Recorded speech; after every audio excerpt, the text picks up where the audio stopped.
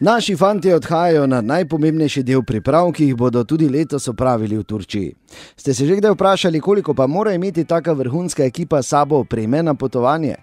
Približen odgovor bi bil toliko, da ne more zraven na letalo. Torej veliko. No, natančnega pa boste dobili pravkar. Janko in Robi opravljata eno najpomembnejših del v klubu, sta namreč ekonoma. Vrhunska ekipa mora imeti vrhunsko opremo in ljudi, ki znajo z njo vrhunsko ravnati in ki so predvsem dovolj natančni in vestni, da ne vznemirjajo ekipe in trenerja po nepotrebnem. Najboljši ekonom pri nogometnem klubu je namreč točno tak kot najboljši nogometni sodnik. Praktično neviden.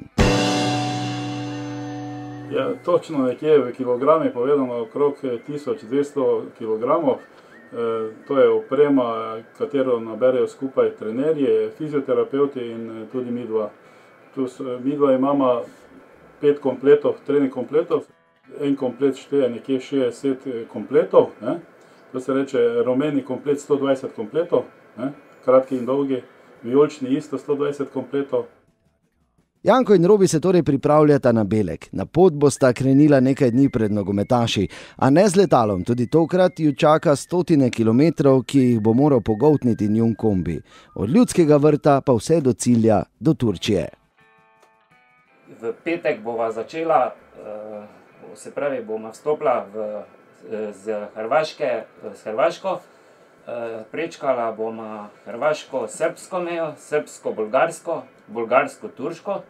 Tu smo dejansko na pol poti. Ampak tu je del enih velikih obveznosti za nama, saj so carinske zadeve res komplicirane, oziroma ne bi bile toliko komplicirane, če ne bi cariniki pač zahtevali neki del opreme, ki jo peljemo zraven. Res je, da zato že imamo pripravljene neke stvari za deliti. Recimo 100 dresov porabimo na eni taki poti.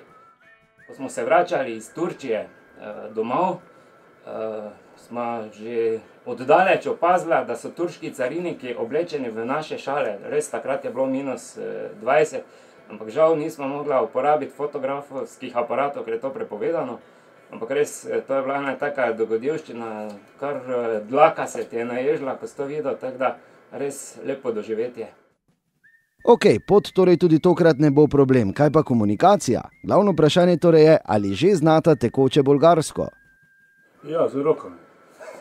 Malo bolgarsko, malo nemško, vse skupaj. Z rokami, da, pa se malo šali, ampak na koncu koncev se da sporazumeti z njimi, njihov jezik ni tak, se da z njimi kontaktirati to, kar rabimo, bomo rekel. Seveda, najpogosteje uporabimo računalnik.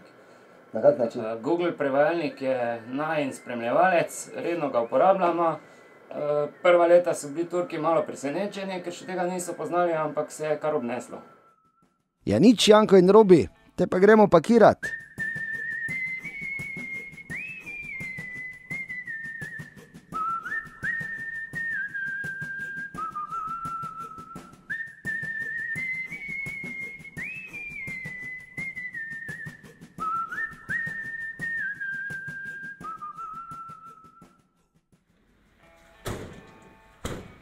Tako se je nared. Tudi to je pomemben del vseh uspehov našega kluba.